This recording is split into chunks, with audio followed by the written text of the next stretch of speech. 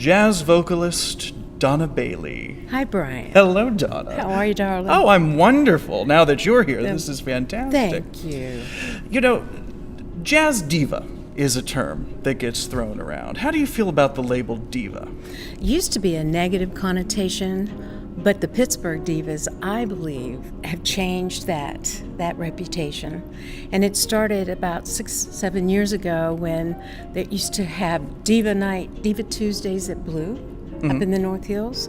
People would come from everywhere to every Tuesday night. They knew that a different vocalist would be there, and it was Diva Tuesday.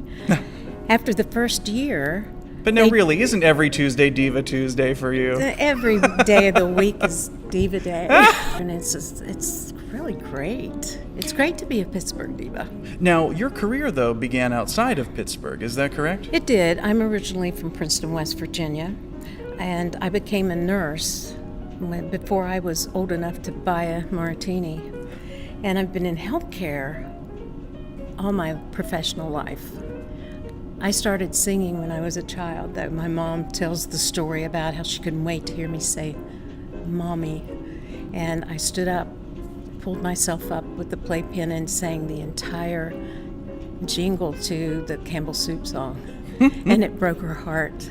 And there was a reporter in Swickley that was covering my concert at this Sweetwater Arts Center, and she asked me about different things, and that was her title in the newspaper, "Singer Disappoints Mother." But we should mention where we're having the interview today is the Hillman Auditorium. Yes. Connected with the Hill House, the Kaufman Center. Right. It's on Center Avenue, right behind the Consol Energy Center. I knew the building was here, but until recently, when we were asked to do a concert, I had never been in this building. The second I started doing a sound check, I fell in love with the room, and it is now my favorite performance room in the city because of the sound. What is the relationship between you and your audience when you walk out onto a stage? Well, first of all, the audience is so important to me. Usually before a concert, I will go and mingle. I want to, let them know how much I appreciate them coming out. And then when before the show, that's interesting. Show, I do. I will come out and give them a hug or tell them how much, it means the world to me when someone comes and takes their time to come and to hear us perform. So when I come out on stage, my goal is to tell the story and then to interpret these beautiful lyrics that have been written by great artists and bring them to life. Tell the story and move them. Not make them want to move and leave, but to stay and want more. And every time I hear applause, it thrills me. It makes my heart race. I play with some of the best musicians in the country. And Pittsburgh has a wealth of talent. And it's hard work to get that reputation built up where people can trust you and they know that when they book you that you're going to run with it. Mm-hmm. But it's worth the trip. It really is. And so I encourage any young artist that's wanting to come up, or any age artist, do it. Get out there and do it. Let us know you're doing it too, because a lot of us would be willing to help. Mm-hmm. So we were talking a little bit before about how you got your start, and came with the discovery that you could sing, you had talent. So what was it that really brought you to jazz as a form of music? I know how to answer that because I had to think about it for a long time. I love all types of music. Being from West Virginia, grew up with bluegrass being played and country music, but there was a strong rock group there too. And so I grew up with the Beatles and the Stones, and I love that music. But when it comes to my style and my love for interpretation of beautiful lyrics, the old standards are my style. And I can't be anything else. I can't. How ridiculous would I look going out doing a rock song. I think you could pull it off. I could try it. I could try it. How would you define your style? Someone told me recently that it's very subtly enjoyable. Are there particular artists out there that really inspire you? Oh, yeah. I have to tell you, Ella Fitzgerald was my first inspiration. I was 9 years old in bed because I had an early curfew for school.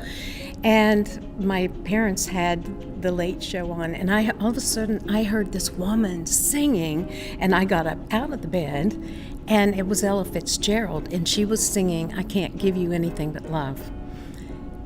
I try to incorporate that song every concert that I do because I kept saying, "Who is that? Who is that?" And I want to do that. And my mom said, "Well, you can do it after you go to bed."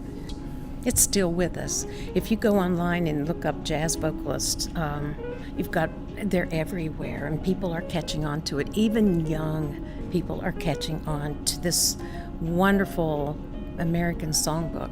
We went into the studio and I did my Becoming CD, and we recorded Crazy as a samba. And it is my #1 best-selling recording on iTunes to this day. Yes, so we should mention you're on iTunes. We can listen to you anytime. Yes. At the click of a button. That's right. I do have some of your songs from iTunes. I do. I've got a couple of your albums.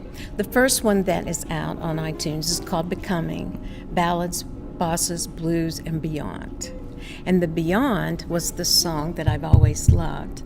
Sergio Mendes in Brazil 66 had recorded it, and it's called Going Out of My Head Over You. That is one of my favorites of yours. That I do have.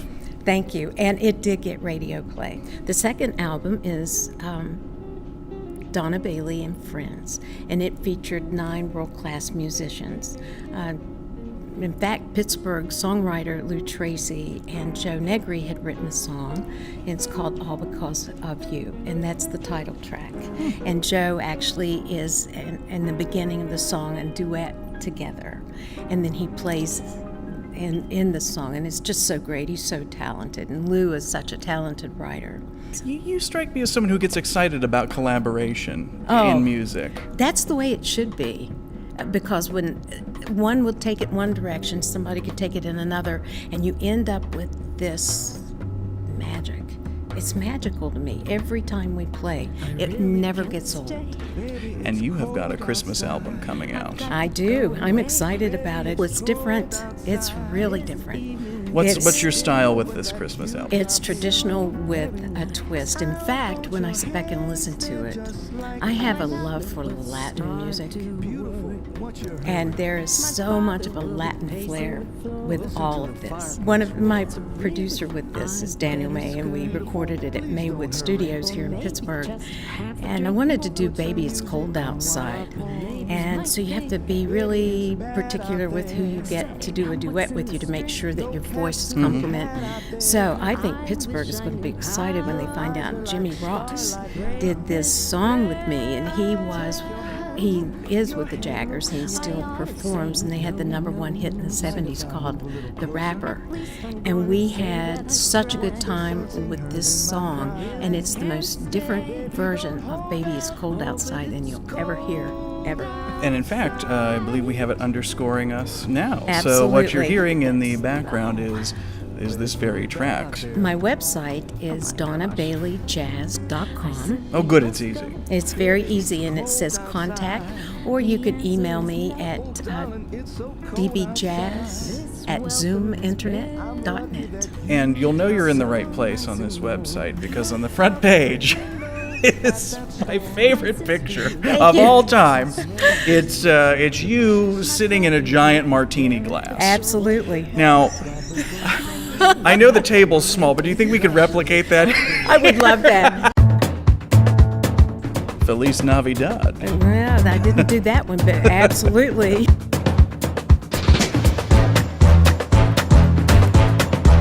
Because we all listen to every little thing that's going on, and we watch. But no showboating. No. Never.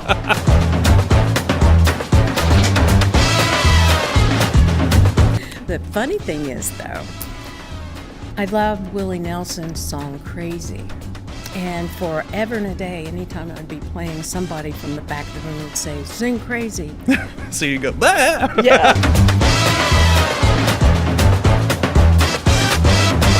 Of course, I love martinis and... Well, sister.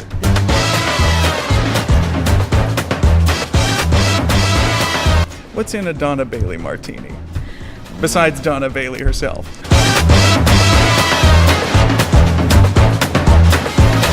You're adorable. Oh, you're adorable. Oh, thank you. We're both adorable. We are. We need to go on tour together, I I'd think, love maybe. that. Let's go.